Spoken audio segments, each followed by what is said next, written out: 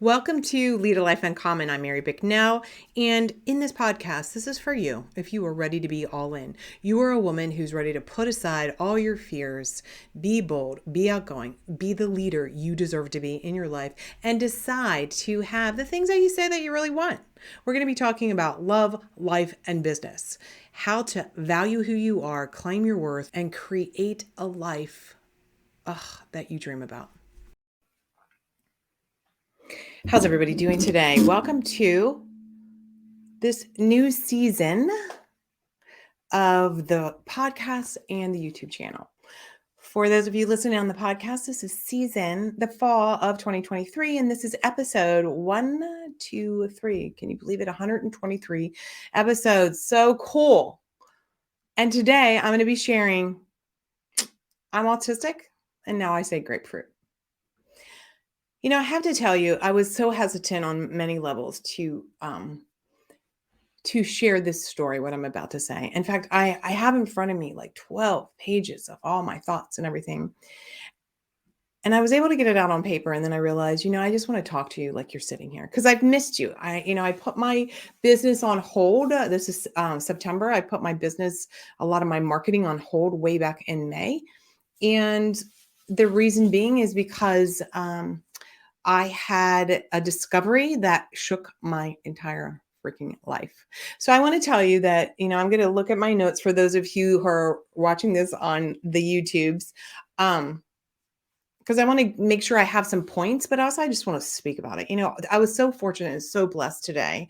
Today is actually Tuesday, September 5th. I'm recording this after my full day of coaching. And today is the first day that I've told some of, the clients that I had today. And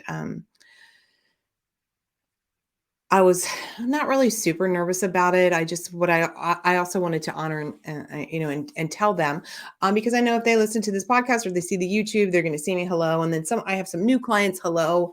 I have clients that are returning that have worked with me before. And so I know that people in my world, thank you, respect and love and appreciate my brain. And so I want to be as transparent, as candid as I've always been, even about this topic, which I'm speaking to you not as a former clinician, but just as a woman who found out later in life about this hidden secret that was really the answer to all my questions about myself.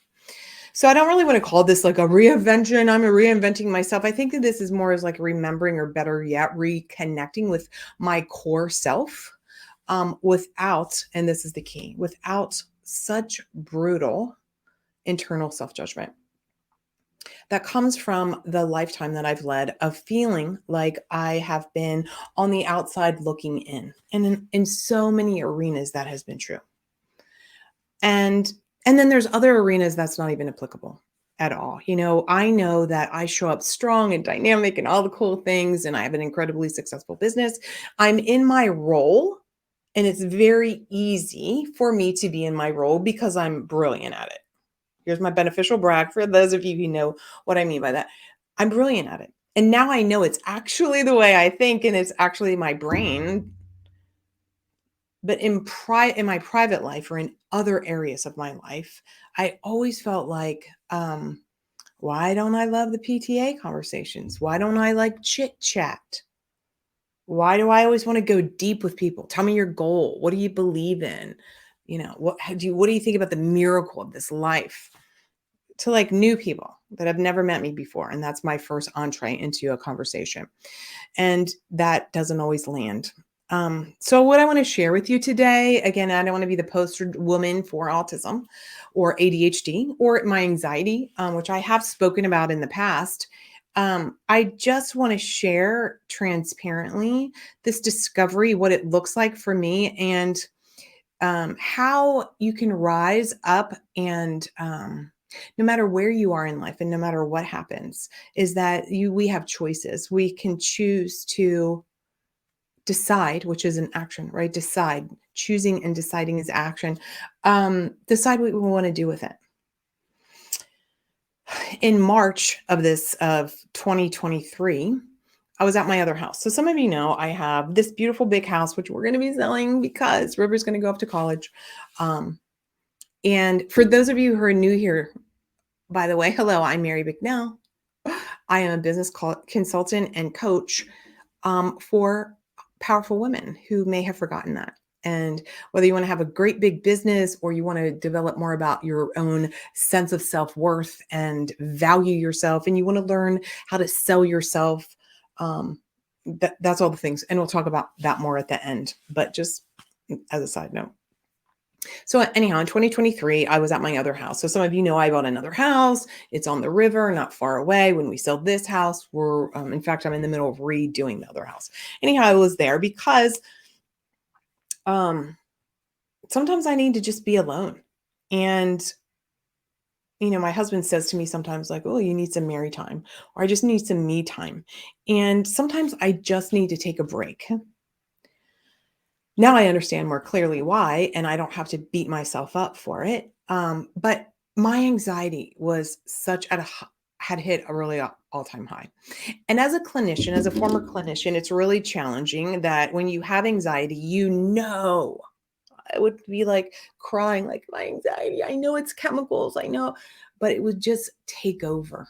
And it was very challenging, incredibly challenging and difficult to manage. And, medication didn't help. And so, I would eat my feelings. I used to drink my feelings and bury all of that. I've been 19 years sober. Um, but anyhow, I needed a break. It was like River's going off to college. I felt like I'm in menopause. I gained all this weight and I felt old and out of shape. And like, what the hell am I doing? What am I going to do next?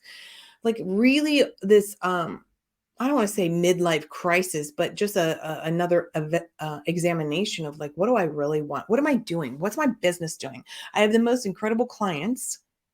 And God, I'm so fortunate, and I'm so loving it, because the work that they do in the world is so impactful, and that helps me have that ripple effect, of course. But I was like, what's next? Do I want to launch? Do I want this online? How do I want to be online all the time? I don't want to. That's not my normal. That's not like what fills me, being online all the time. It's hard for me. Um, so anyhow, I was there, and I just was realizing that something's got to change. And I didn't know what that looked like. And so it happened at the same time. I had scheduled an appointment to catch up with a former client of mine who's a clinician. And I wanted to keep that call, even though I didn't actually want to talk to anybody, to be candid. Sometimes I just literally don't want to talk to anybody. I don't want my pets around. I didn't even have my pets. I like literally just wanted quiet. I just didn't have the capacity to have any more stimulation because I was in such deep thinking mode. Anyhow, I started talking with her and I'm like, hey, how's it going? And so she started sharing with me a story about what she'd been doing. And she'd been focusing on intuitive eating, attention deficit, and autism. And so she started talking about these female clients that she knew about and working with, all the things. And as she was talking, I was so taken aback because I felt like she was talking about me, even though she was saying things that there would be no possibility she would know about. The way of thinking, the way of being, the way of showing up, the eating and all these things. And I was like, holy shit, what are you talking about? And that led me to the journey of the autism, the ADHD. I already knew about the anxiety, obviously.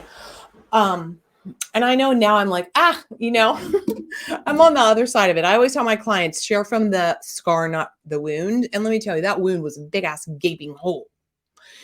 And to have somebody talk about my life as though she had been a fly on the wall for 55 years and that she was relating a story that she didn't know was titled The Secret Life of Mary. I kind of freaked out. I have to tell you, I kind of freaked out. I felt like I was being hit by a Mack truck. I felt like I'd been plummeted from a plane crashing to the earth. And every single thing in my entire life changed in that moment.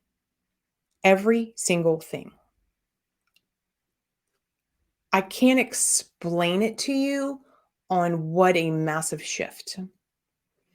I talk to friends about this and I'm like, I don't know, is this what it's like when you find out you're adopted? Like, I don't know. It's like a radical change. So anyhow, um, I'm sharing with you now because here's the truth. I've always been um a truth teller. And I didn't realize that could be, some could say that's my autism, right? I didn't realize that my candor, my directness, my mental ability to do certain thing. I didn't obviously I didn't know. And the frustrating part about all of this is I had been I've paid for and hired some of the best coaches and therapists over the last multiple decades. So this is why I'm sharing this with you because I don't look like how we think about necessarily being on the spectrum. Somebody, it may be more of the Asperger's E. We don't talk about that. We don't say that anymore. It's really that's all lumped together. Um, but here's how it shows up for me, just so you know, just I'll lead with that. If you're sitting here like, what is she talking about? For me, the way it shows up, like I said, is, going to the PTA and I want to get deep, or I'm extremely logical and my husband used to say to me, like, he would see me somewhere and I have that like resting bitch face, right? And he would smile. What is happening is I'm just like, I am thinking, I'm assessing, I'm examining, and all of this is happening. But on my face looks like, oh my God, I look so unapproachable. And for those of you who have been in my world and know me, you know that I'm like funny and I'm loving and I have the biggest heart and I only want the best for you. And God, it's like so frustrating sometimes when it doesn't show up that way. So that's one of the ways that it shows up socially. Um, and then the other ways that it shows up for me personally is hypersensitivity for a lot of things related to my physical, body. So it might be smells, it might be sounds, it might be light or texture or taste or those kind of things. Some of the other things were not applicable to me at all. And there's probably things that I still don't know about, but I'm like, I'm done researching the shit out of it because I'm now on the other side and I'm just like, God, I totally dig how I think. Um, Being on the other side of that has allowed me also to have zero anxiety anymore. The only way I can explain that, besides for me working with my actually my naturopathic doctor, and if you live locally in Portland, please reach out to me. I'm happy to refer her to you. Um, Working closely with her about, all things related to my body and that has made a huge difference. And so I've naturally just like lost weight. I'm not eating crazy like I was. I'm very aware now of what I eat. I sleep better than I ever have. To say that I'm at peace, I can't even explain it. To say that now I don't have to look at myself like I'm doing something wrong. Or why can't I handle that? It's just like, you know what? I like lean into how I'm brilliant, and then those moments where I'm like, I need a break, or I need time of downtime, or I don't want to do that, or I don't judge that anymore. Oh my God, I can't even tell you what that's like not to just think, "Well, why can't you do it?" And I think the hard thing that, when I've been sharing with people, it's just like you see me and I do have success, but in my own mind, I've been like, why haven't I done more? Why can't I do more? I'm just as smart as all these damn coaches. I love y'all that I've hired, but what's wrong with me that I don't want to have this like 30-person staff or $30 million or work with thousands of people? Like in my mind, I want to because I want to impact you and I want to make bigger changes in the world. But for Mary, I recognize I don't have the bandwidth for that.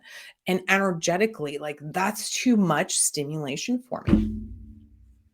And as soon as I said, "Oh, okay, well that's good. You now I don't have to seek that and say that I'm wrong for not doing that. Now I can say, and what I've said to myself is like, okay, what are you really brilliant at and what do you really love to do?" So that's what I've been examining all summer. So as far as those of you who are in my world related to mindset, psychology, business, etc., I'm really focusing kind of I want to say I'm back to, if you will, my entire brand about being bold. And that's an acronym that stands for being a brave, outgoing leader, deciding to do what the hell you want to do with zero guilt, unapologetically. And I kind of like veered off a little bit and I started doing a lot of things like, coaching, helping people create their coaching program and helping people sell and market and Facebook ads and LinkedIn and speaking and a lot of things, which I am masterful at all of them. I made a shit ton of money teaching people and doing them myself. But what I love to do is help someone figure out what the hell is holding them back and then learn how to sell whatever the thing is that they're selling. And when I think about selling, a lot of people are like, selling, I hate selling. I love to sell because when I think about every time I have a sales call, it's that moment that I get to share with somebody that is transformative. And if we work together, what a blessing, what a gift.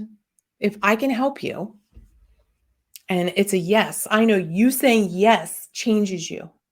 And then us working together and uncovering what's holding you back and then learning to value what you offer to the world and articulate it. That's fucking magic, man. I love that. And I'm brilliant at it. And that's what I want to talk about. And two, on this podcast, it's all about love, life, or life, love, and business. And not just business and not just making money and not just those things, but the fullness of life. And so I had to lead by example and be brave enough to show up. And so not being the poster child, I do want to just give you some facts and then I'm going to just share my grapefruit story. So because, you got to find some humor in some stuff, right? After this whole discovery, talking with her and then researching the hell out of this, talking to people and, other therapists, and my therapist, by the way, was like dumbfounded. My EMDR therapist, for those of you who don't know, that's helping somebody deal with the trauma. Not the trauma is finding I'm autistic, but other life things. And that there's this intersection about eating, disordered eating, however you want to classify that, and autism or ADHD, and how these things fit together. And the truth is that part of the reason I'm doing this is because crushingly, there are so many women who have not been diagnosed. So many women, late diagnoses. And if one of you knows somebody who's struggling, if one of you is having a moment of, oh my God, she's talking about me, and I'll give you some more examples in a minute, it's worth it for me to show up because we as women, we don't, or girls even, we don't show up with the male gendered focus or criteria, if you will. We think of boys, right? We think of small children.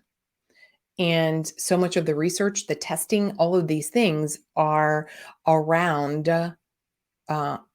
boys.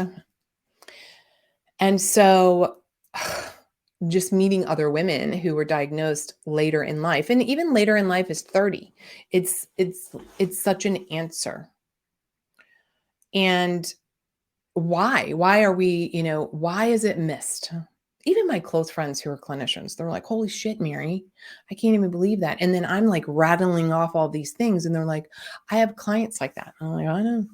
But so here's the thing. It's because as women, we are taught to play small, keep it to yourself, be nice, think of others first. And we become masters at putting on our roles or our masks, people pleasing, codependency, shut your mouth, overdoing. And we chalk all of this up to like imposter syndrome, or I'm not doing enough, or I've got to put my family first, and all of these things. So we're hiding.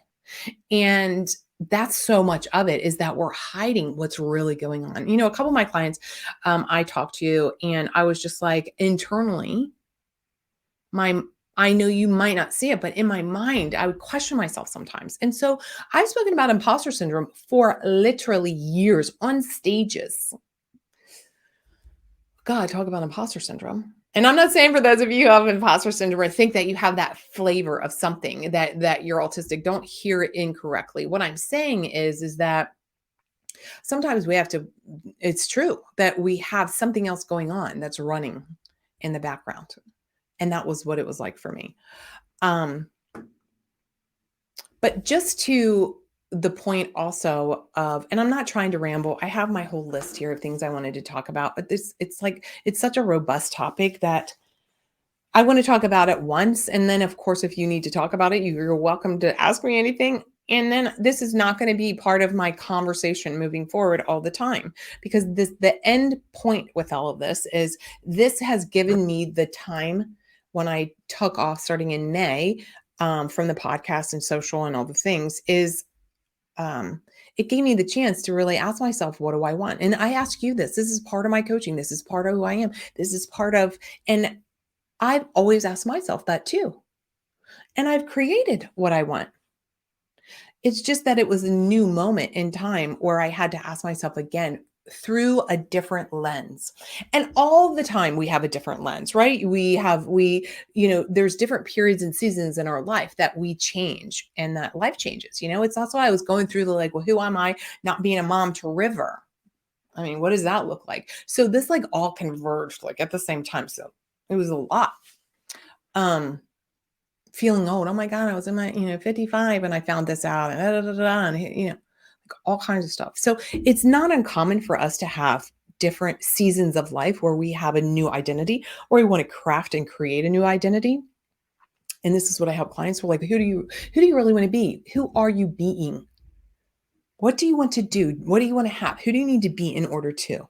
And I was asking myself, like, I don't know. I've created lots of amazing things that I frankly never thought that I would have in my life. So what's next? And that what next felt a little scary. I don't really look at it like what was my purpose, although some people use that language, but it was just like, what's next that will fulfill me on some level. So it took a lot of work, candidly. It took a lot of work. I went through a lot of grief. I went through fear and terror.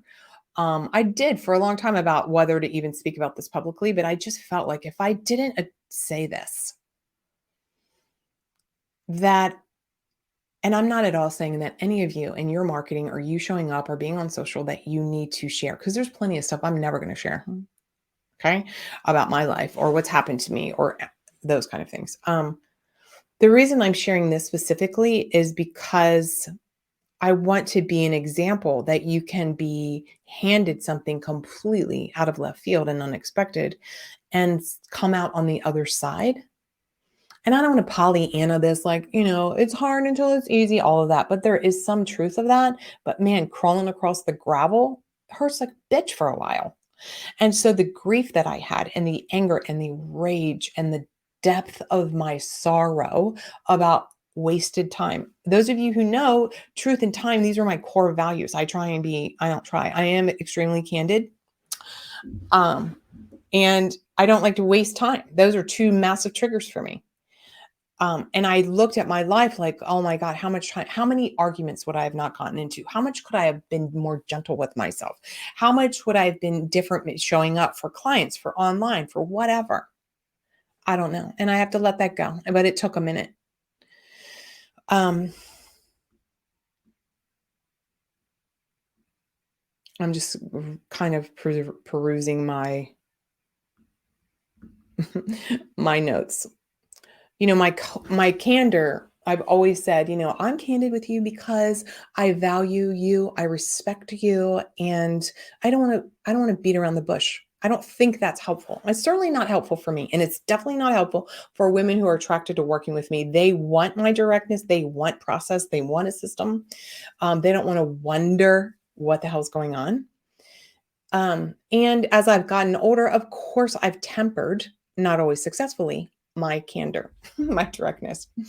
And it's funny now that I can look back over my life and be like, oh my God, that was like autism on like, there it is. It's glaring or being in shitty relationships because I didn't recognize what was happening, or I had an idea that, oh, it will get better. And, so here's the grapefruit story. And it's funny because this was back when I was in my mid 20s. So we're talking literally 30 years ago. So my stepdaughter, Sarah, from my previous marriage, who she and I are still in communication, and I helped raise her for nearly a decade and then, on. Um, we were living in Oklahoma City. And I told some of you I was in the Oklahoma City bombing, all those things.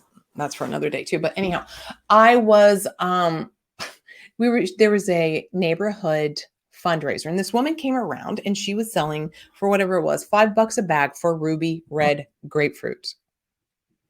And I was like, sure, for $5. I love ruby red grapefruit. I don't like regular grapefruit, but ruby red grapefruit, that's that red, luscious flesh. Gorgeous. So a couple days later, knock, knock, knock on the door, and here she is handing the bag of ruby red grapefruit. So I promptly go into the kitchen and I was like, cool, I'm going to eat one. And I cut it open and it was pink flesh, not ruby red flesh. And I was like, this ain't ruby red flesh. So I decided, because I thought it would be helpful, to let her know that, hey, these aren't ruby red grapefruits. These are regular grapefruit. So I promptly walked down a couple houses and I knock, knock, knock on her door. And I said, here's the bag of grapefruit. Like, hey, I want to let you know that these aren't ruby red grapefruits. And that's what, the fundraiser was for. And these are just regular old grapefruit. Well, she was pissed. She was pissed because she thought I was making a big deal out of the grapefruit. And 30 years later, I can clearly see I was making a big deal out of the grapefruit. But in my logical mind, and even today, I have to be candid, even today, I see the intention was I was just trying to be helpful, that logically you said it was ruby red grapefruit and it was really regular grapefruit. And I'm just trying to be informative. I see on many levels that is not helpful. So now in our house, if I do something that is like funny like that, or unneeded or direct, we just say, oh, grapefruit. So that's a like a secret code in our house for grapefruit. Here's another really good example. I can give you so many examples. It's so funny. I was sharing with some clients today. But here's one of them. So when John and I were first together, this is back in the olden days, y'all, when you used to look at maps, like old school maps, like paper, like you pulled out from underneath your car seat, not, Siri telling you which way to turn. Anyhow, I was like, we were driving along and I was reading it and I said, turn right here. Okay. I'm just like, turn right here. He did not like my tone. Which, by the way, my ex-husband said he didn't like my tone. And I used to say to him, fuck that. Fuck my tone. Anyhow, apparently I have a tone, but I was just saying literally like, turn right here. Well, it turned out that I must have had some kind of tone. And John interpreted that like I was kind of dictating to him or telling him what to do. When I was just like, turn right here. And for literally, we've been together 19 years, literally, we resolved this problem maybe a year ago when we saw a marriage therapist, which we would do every couple of years, or read a new book, or we always have been committed to working on our relationship. But I was just like, even then, I was like, I'm not going to apologize for that fucking turn right here because I wasn't dictating to you. Now it's kind of like, oh, that's funny, because it's just like, that's the way I talk. It wasn't me trying to be dictatorial. It wasn't me trying to like be in charge and boss him around. It literally was like, turn right here. There's so many other examples. Once I was just telling a client this morning, I was like, one time I met this new woman and I was like, we went, instead of going for coffee, we decided, hey, let's go for a walk. So we met up at the local high school to walk the track. And I said, hey, look, we're in our 50s. Maybe I was in my late 40s. We're old enough now. Let's just get right to it. Let me ask you some questions and see whether this is going to be a friendship. And I was like, tell me your political views. What's your relationship with your partner? Do you have a gun? Do you beat your kids? Are you a drunk? Like, I just started rattling off these things. Now, of course, I also think that's funny, but apparently not everybody thinks it's funny. Now, you all that know me or have ever been around me and think I'm funny, yeah, that's funny as shit to me. But to people who don't know me, oh my God, that was not abrasive, but shocking. And she was like, "What?" And I was just like, "Yeah, you know what? I mean, let's just get to it." To me, again, I was thinking from my logical mind. I was thinking from my, I like to get to the point of things. I don't like the soft hand stroking all the time. I don't like that. That's not who I am. Whew. So anyhow, I could go through so many funny stories, and I don't know. Maybe another day I will do that. Maybe another day I will do that. I'm kind of scanning my notes a little bit, and here's how I think I want to leave it. I have so many more things, but I don't know that I need to say them. I wrote all these things down, but I don't know that I need to say them. Here's how I want to leave it. Um, the podcast will be changing. I feel like I said, reconnected, or I've remembered, or I'm back in touch with like myself on some level that I can't even articulate. I've given myself freedom in a way that I don't recall literally ever giving myself freedom to do whatever the hell I want to do, with 1000% full belief that it always works out. I have proven that to myself over and over, even if with the anxiety, even in the questioning, even in the moments where before I knew all this autism and ADHD stuff, even before that, when I was like, I can't believe I said that. That was so stupid. I can't believe, oh my God, what are people going to think? All that is gone. That is the most liberating thing. And I want to be more focused on helping you have that connection with yourself and shedding all that shit. Um, because there's nothing like it.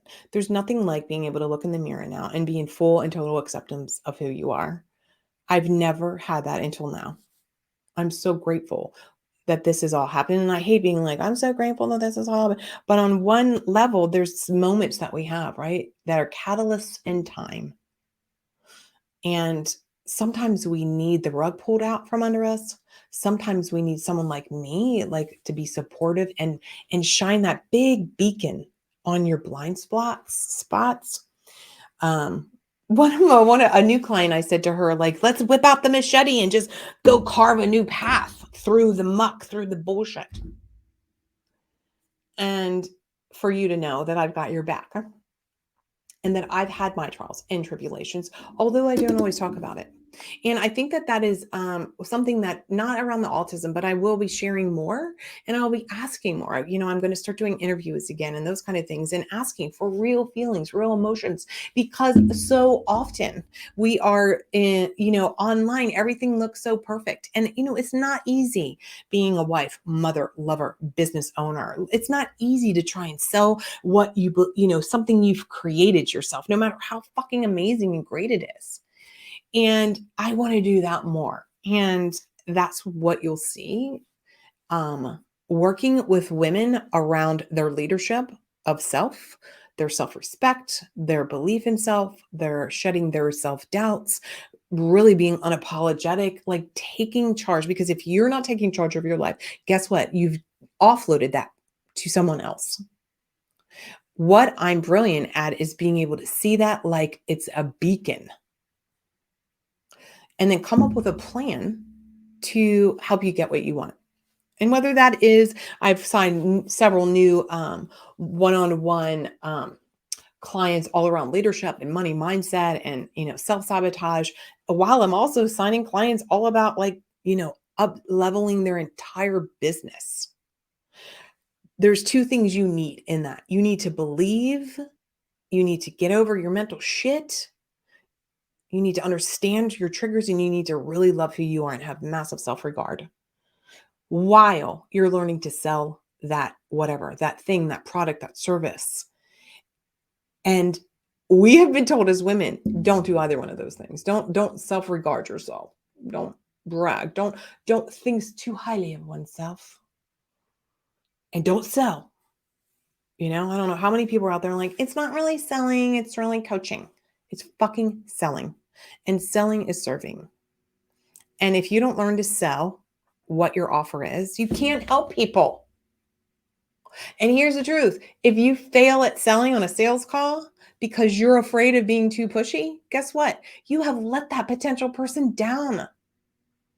I won't. My job is not to let you down. So I will be sharing more of behind the scenes. But what you will not see from me is you won't see me talking about how to do a 9-day launch. You're not going to see me talking about like, here's the 52 different ways that you can do Facebook ads. I don't want to talk about that shit anymore. There's plenty of other people you can pay for that. Although I've mastered it. I'm great at it. I've talked to my clients, and my private one-on-one clients will work on where you need to for that. But that is not what you'll ever see me pitch again. But what you will see me talk about will be how to sell, how to love yourself, how to really own your worth, claim your value. That is my mission. I could go on, and I've missed being on online, of course, and talking with you. And so for me, it was a little scary. And this is how I end. And is burning down part of my 7-figure business. Is it burning down? That sounds so dramatic. So let me not say it. It's like really giving myself permission to focus on what I want, because sometimes that's scary, right? When you focus on what you want, you're saying yes to that and then no to a bunch of other stuff. And sometimes saying no, it's scary, because that your mind can be like, oh my God, is that going to work? Is that really going to work? How's this going to work, Mary? Is this really, well? And having 100 full belief on when you make the commitment and the decision and the choice to move forward, that there's no option not to make it work, which also means there's going to be times that it's hard, it's challenging. And this is the truth. The majority of business success and life success is how you think and how you show up and who you are being. And what you think about expands. And if you're thinking from lack and limitation and struggle and strife and that your brain is like, oh, as a cognitive behaviorist, I'm telling you, your brain is like, I'm going to give you so much more of that. And so it's learning the skill to think about what you want and be focused on that, even in the face of your family being like, what are you doing? You can't do that. And whatever that looks like for you, charging more money, downsizing your house, getting a divorce, don't drink anymore around your girlfriends, letting people go that are like dragging you down, clearing the clutter of all the mental stuff. That is what you need to gift yourself. So those are all going to be the things that we'll be talking about. And here's the truth. I have full belief that me just talking about these things and sharing this mission even, and of course I have all the processes and all the exercises and all the cool fun stuff to help people get to the other side. I think just for me focusing on that right now is an elixir for me, and it will draw in every single amazing client that I ever could possibly serve. And I feel so gifted about that. So thank you, thank you, thank you. Till next time. If you're listening or watching this in real time, just as a side note, I do have a sales training coming up on, I don't know what it's called. I don't have that written down. Look wherever, all around me. It's all about learning how to sell, like the 5 stages of selling. Really, selling is just a skill to have a conversation with your prospective client to help them make a decision. It's not arm twisting. It's not fear mongering. It's none of that. And I want to show you how it can just be so relaxing to do. One of the things I do have for you is the fear breakthrough formula. It will walk you through a process. This is a training that you can have right now. You go to marybicknell.com/I choose bold. Go to that. And of course, you'll be on my email list, all the things, but it's going to walk you through a process that I like to take clients through that help them identify, like, what are you feeling? What's your attitude? What do you think? Like all of these things, so that you've got a little tool that you can just pull out whenever you need it, because you need to know what your triggers are. That's some of the work that I've done over the last couple of months, is really saying, okay, where do I get exhausted? Literally my brain getting exhausted because I don't say no. I try to say yes too much.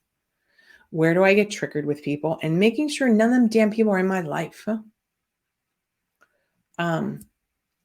When you know where you get triggered, when you know where you have an attitude, when you know how you're thinking about things, when you understand your fears, that gives you so much more power to actually decide and create the life that you want. That's what this is all about. It doesn't matter how much money you make if your life is shitty and you're working all the time, or it's not doing the kind of work that means something to you. So, thank you for letting me share. It was good to be back. I am excited, honestly, for the first time in a long time at this kind of like, I'm so all in on my one-on-one clients, with what I want to put out to the world. It feels thrilling to be fearless. It feels, and I know it's probably crazy because I know you look at me, and those of you who have been in my world for any length of time, right, that I am bold and I am strong, and I am. And yet, when you look in the mirror and you can be in full regard for oneself and no judgment to oneself, that's a new day. So I'll see you over on marybicknell.com/I choose bold. Grab that fear breakthrough formula. You'll be on my email list. You're going to hear about the upcoming training. I think it's September 18th, and so much more ahead. And I believe in you more than I could ever possibly convey. And here's your bold action step.